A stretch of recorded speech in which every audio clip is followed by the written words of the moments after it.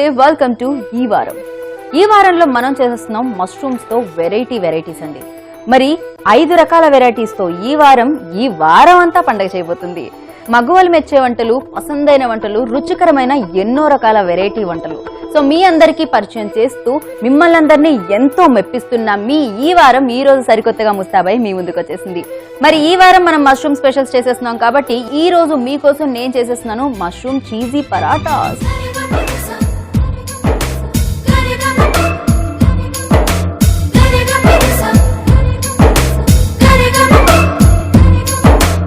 ఈ పరాటా కోసం మీరందరూ వెయిట్ చేస్తున్నారు కదా, నేను కూడా అండి చేయడానికి మీకు తినిపించడానికి వెయిట్ చేస్తున్నాను. ఆలస్యం చేయకుండా దీని ప్రాసెస్ లోకి వెళ్ళిపోదాం, వచ్చేయండి. ఫస్ట్ నేను తీసుకుంటున్నాను గోధుమ పిండి 1 కప్, ఒక చిన్న కప్తో తీసుకున్నాను అనమాట. దీన్ని నేను ఇప్పుడు కొంచెం సాల్ట్ వేసుకుంటున్నాను దీని లోపల. ఎప్పుడు మనం పిండిలో కానీ రైస్ ఐటమ్స్లో కానీ టక్కన వేసేస్తూ ఉంటాం. ఉప్పు కాదండి, చూసుకొని వేసుకోవాలి, ఎందుకంటే ఎక్కువ అయిపోతుంది ఈజీగా. సో అందుకని మనం కొంచెం వేసుకున్నాం, సరిపోతుంది. అండ్ దీంట్లో కొద్దిగా వాటర్, ప్రాబ్లం ఏం లేదు, ఎందుకంటే ఇది మనకి చపాతీ పిండిలా అవ్వాలన్నమాట. చపాతీ పిండి కంటే కొంచెం సాఫ్ట్గా అవ్వాలి.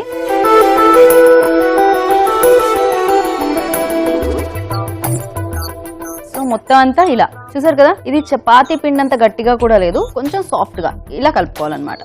ఇప్పుడు దీన్ని మనం ఏం చేద్దామంటే కాసేపు ఒక మూత పెట్టి పక్కకు పెట్టేద్దాం. ఇప్పుడు నేను ఒక ప్యాన్ తీసుకుంటాను. నెక్స్ట్ స్టఫింగ్ లో మనం ఫస్ట్ ఆయిల్ కాకుండా బటర్ యూజ్ చేయాలి. బటర్ కూడా మరీ ఎక్కువ వేయొద్దు అనమాట, ఎందుకంటే మరీ ఎక్కువ వేస్తే ఏమవుతుందంటే మీకు స్టఫ్ చేసేటప్పుడు ఆ పిండిలోంచి బయటకు వచ్చేస్తుంది ఆ స్టఫింగ్ అంతా కూడా. ఇప్పుడు కొంచెం దీన్ని మెల్ట్ అవనిద్దాం. చూసారా ఎంత తక్కువగా అనిపిస్తుంది కదా, కానీ ఇదే మీకు ఎనఫ్. అండ్ దీంట్లో ఉల్లిపాయ ముక్కలు, అలాగే మష్రూమ్స్, కొంచెం సన్నగా కట్ చేసుకున్న పచ్చిమిర్చి,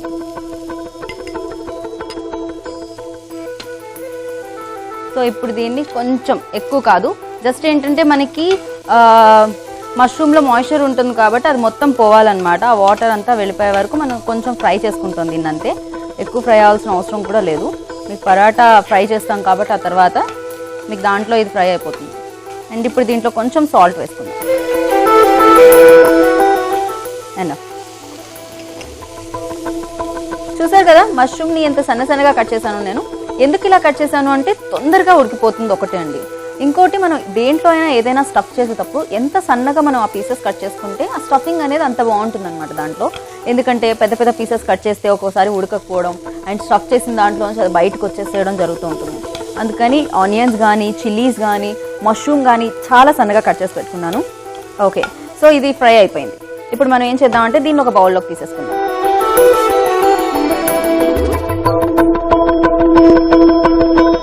మష్రూమ్ కూడా చాలా సాఫ్ట్గా ఉంటుంది కాబట్టి తొందరగా ఉడికిపోతుంది అనమాట. వెల్, సో మనం దీన్ని ఒక బౌల్లోకి షిఫ్ట్ చేసాం కదా, దీన్ని కూడా మనం ఒక పక్కకు పెట్టి ఈలోపు మనం ఒక పని చేద్దాం. పరోటాకి ఏమేం కావాలి అనేది దాన్ని ప్రిపేర్ చేసుకుందాం. చూస్తున్నారు కదా, కొంచెం పెద్ద సైజులో, మనం రెగ్యులర్గా ఇంట్లో చేసే చపాతీ కంటే కూడా కొంచెం పెద్దగా తీసుకోవాలి, బికాస్ దీంట్లో స్టఫింగ్ వస్తుంది. సో ఈ ఉండలు చేసి పక్కకు పెట్టేస్తాం. ఇంట్లో ఎంతమంది ఉంటే దానికి తగ్గట్టుగా పరోటాస్ చేసుకుంటూ ఉంటాం. ఒక్కొక్కళ్ళు 2-3 పరోటాలు కూడా తినేవాళ్ళు ఉంటారండి. సో ఎక్కువగా ఆలు పరోటా ఎక్కువ విన్నారు కదా మీరు, బట్ ఇప్పుడు మనం మష్రూమ్ పరోటా చేస్తున్నాం.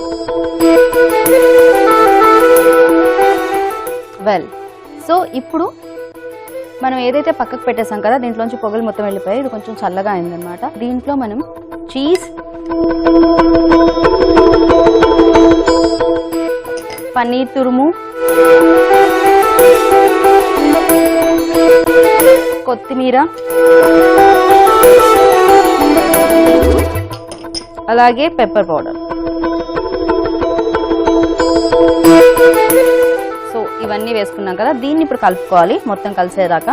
మనం ఆనియన్స్ సాఫ్ట్ అవ్వడానికి సాల్ట్ వేసేసాం కదా, అలాగే పిండిలో కూడా మనం సాల్ట్ వేసుకున్నాం, సరిపోతుంది అది ఓవరాల్గా. సో మనం బటర్ ఎంత తక్కువ వేసుకుంటే అంత మంచిది, బికాస్ చూస్తున్నారు కదా తక్కువ వేసినా కూడా ఎంత ఆయిల్గా అనిపిస్తుంది మనకి.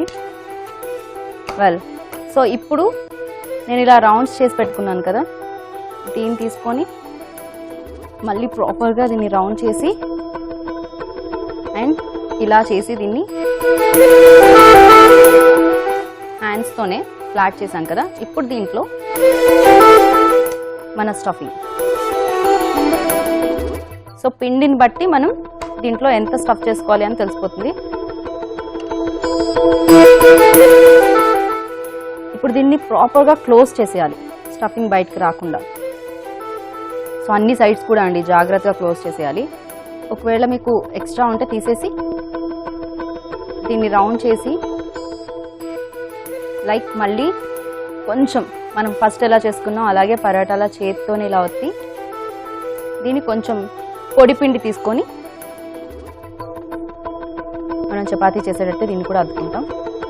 ఇప్పుడు మనం చపాతీ స్టార్ట్ చేద్దాం. ఈ లోపు నేను ఒక పని చేస్తాను. ప్యాన్ హీట్ అవ్వాలి కాబట్టి మనకి ఫస్ట్ నేను ప్యాన్ పెట్టి హీట్ చేసుకుంటాను, లో ఫ్లేమ్లో పెట్టి. వాళ్ళు ఇది హీట్ అవుతూ ఉంటుంది. ఇప్పుడు నేను దీన్ని పరాటాలా వస్తాను. ఫస్ట్ మనం ఏంటంటే రౌండ్ షేప్ ఏదైతే చేతులతో చేసేసాం అనుకోండి, ఆ స్టఫింగ్ కూడా బయటకు రాకుండా ఈజీగా మనం ఇలా చేసేటప్పుడు వచ్చేటప్పుడు మీకు ప్రాబ్లం ఉండదు అనమాట. సో దీన్ని మరీ పెద్దగా వత్తాల్సిన అవసరం లేదనమాట. లైక్ ఇలా చేస్తే ఇది సరిపోతుంది. దీంట్లో కొద్దిగా బటర్ వేసుకుందాం మనం. దీంట్లో బటర్ వేసాం కదా, ఇప్పుడు కొంచెం ఫ్లేమ్ పెంచుకోవాలన్నమాట. మామూలుగా అయితే దీంట్లో చిల్లీస్ మాత్రమే వేసాం, చిల్లీ పౌడర్ యూజ్ చేయలేదు. అండ్ అలాగే పరోటాలో మనం మొత్తం స్టఫింగ్ అంతా ఆనియన్ కానీ మష్రూమ్ కానీ ఇదంతా ఉంటుంది కాబట్టి మీకు దీంట్లోకి లైక్ గ్రేవీ టైప్లో ఏదైనా కర్రీ కానీ అలాంటిది ఏం అవసరం లేదు, డైరెక్ట్గా దీన్నే తీసుకోవచ్చు. ఇఫ్ ఇన్ కేస్ మీకు ఏదైనా కర్రీ కావాలి అనిపిస్తే కనుక మీరు దీంట్లోకి మష్రూమ్ కర్రీయే తీసుకోవచ్చు. లేకపోతే కనుక ఆలూ కర్రీ కూడా మీకు ఉంటుంది కదా, రోటీలోకి మనం చేసుకుంటాం, లైక్ అలా చేసుకొని మనం దీంట్లో చేసుకోవచ్చు అనమాట. మళ్ళీ ఇది హీట్ అయింది కదా. అంతేకాకుండా పరాటాని ఇప్పుడు మళ్ళీ చపాతీ అంత వద్దినట్టుగా వద్దకూడదండి. ఇలానే మనం చక్కగా కొంచెం మందంగానే ఉంటుంది ఇది. దీన్ని మనం దీంట్లో వేసేస్తున్నాం. ఎందుకంటే మందంగా ఉంటేనే మనకి స్టఫింగ్ అనేది లోపల ఉంటుంది, బయటకు రాకుండా ఉంటుంది. పైగా మనం లోపల చీజ్ కూడా వేసాం కదా, అది లోపల మాత్రమే కరుగుతూ ఉంటుంది అనమాట. మీకు తినేటప్పుడు అది తెలుస్తుంది ఆ టేస్ట్ అనేది.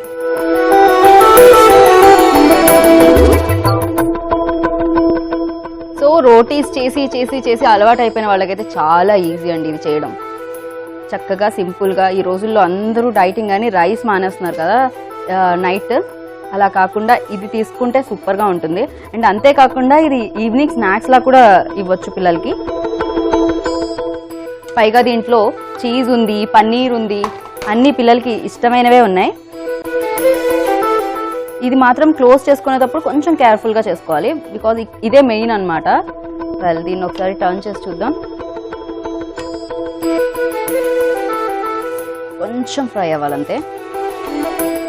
చూసారు కదా. ఇప్పుడు దీన్ని ఏం చేయాలి, నెక్స్ట్ పరాటా మీ చేతిలో రెడీగా ఉందా. ఇప్పుడు దీన్ని మీరు ఏం చేస్తారంటే పొడి పిండి ఏదైతే ఉందో దాంట్లో ఇలా 2 సైడ్స్ అద్దుకోవాలి. అండ్ నెక్స్ట్ ఇది వెళ్ళిపోతుంది దీని మీదకి.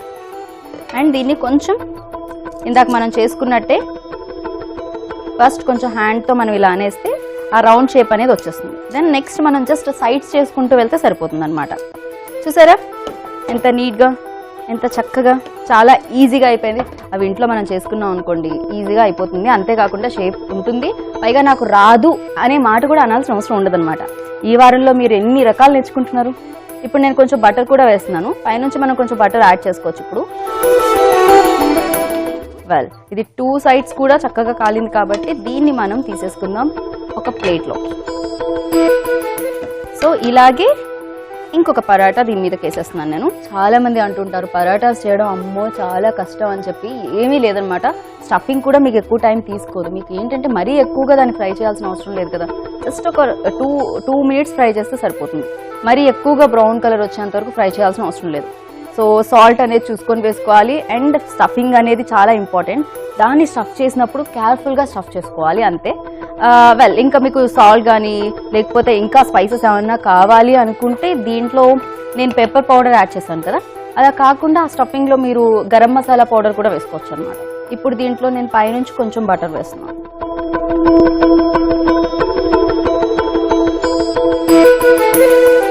సో ఈ వారం అంతా కూడా మీరు మష్రూమ్స్తో నేను చేయబోయే వెరైటీ రెసిపీస్ అన్నీ చూస్తూ ఉంటారు.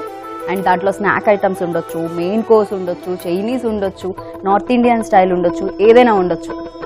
బట్ మీరు మాత్రం ఎప్పుడు ఇంట్లో చేసి ఉండరు, ఇది మాత్రం పక్కా. చూసారు కదా చక్కగా కాలింది. ఇదైతే దీన్ని కూడా మనం స్టవ్ ఆఫ్ చేసేసుకుందాం, ప్లేట్లోకి తీసేసుకుందాం.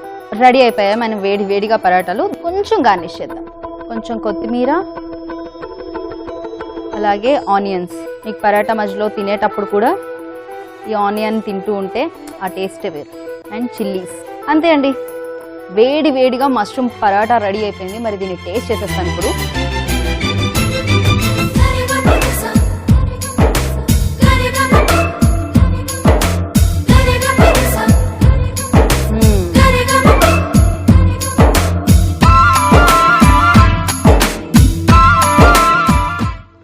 Very tasty. నేను చెప్పాను కదా మనం కొంచెమే సాల్ట్ వేసుకోవాలన్నమాట, ఎక్కువ వేసుకోకూడదు పిండిలో. ఇప్పుడు నాకు కరెక్ట్గా సరిపోయింది. సో ఆ స్టఫింగ్ కూడా మనం కొంచెం ఫ్రై చేసుకుంటే, ఇప్పుడు మనం ఎప్పుడైతే పెనం మీద వేస్తామో ఆ లోపల పరోటా ఉడికేలోపు అది కూడా ఫ్రై అయిపోతుంది అనమాట. వెల్, సో మష్రూమ్ పరోటా అయితే సూపర్గా కుదిరేసిందండి. మరి మీరు కూడా ఇంట్లో చేస్తున్నారా? చెయ్యాలి కదా, ఇంత కష్టపడి నేను మీకు చూపించేసాను. మీరు కూడా చేసుకోవాలంటే ఏం చేయాలి? మష్రూమ్ పరోటాకి కావాల్సిన పదార్థాలు, తయారు చేసుకునే విధానం మరోసారి నోట్ చేసుకోండి.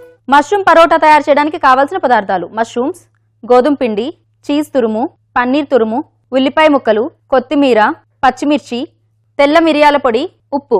మష్రూమ్ పరోటా తయారు చేసుకునే విధానం: ముందుగా గోధుమ పిండి బౌల్లో కొంచెం ఉప్పు, కొన్ని నీళ్లు పోసి చపాతీ పిండిలా సాఫ్ట్గా కలుపుకోవాలి. ఆ తర్వాత స్టవ్ పై ప్యాన్ పెట్టి బటర్ వేసుకోవాలి. అది కొంచెం కరగ్గానే ఉల్లిపాయ ముక్కలు, మష్రూమ్ ముక్కలు, పచ్చిమిర్చి ముక్కలు, సరిపడా ఉప్పు వేసి వేయించి ఒక బౌల్లోనికి తీసుకోవాలి. తర్వాత మసాలా బౌల్లో బటర్, పన్నీర్, కొత్తిమీర, పెప్పర్ వేసి మిక్స్ చేసుకోవాలి. ఆ తర్వాత చపాతీ ముద్దలో మసాలా మిశ్రమం వేసి క్లోజ్ చేసి చపాతీ పీటపై పరోటాల్లా దలసరిగా చేసుకోవాలి. ఆ తర్వాత స్టవ్ పై మరొక ప్యాన్ పెట్టి బటర్ వేసుకొని అది కరగ్గానే దానిపైన ఈ పరోటాల్ని వేసి రెండు వైపులా బాగా కాల్చుకోవాలి. అలా కావాల్సినన్ని చేసుకొని సర్వింగ్ ప్లేట్లోనికి తీసుకొని కొత్తిమీర, ఉల్లిపాయ ముక్కలు, పచ్చిమిరపకాయ ముక్కలతో గార్నిష్ చేసుకోవాలి. అంతే, ఎంతో రుచికరమైన వేడివేడి పరోటా రెడీ.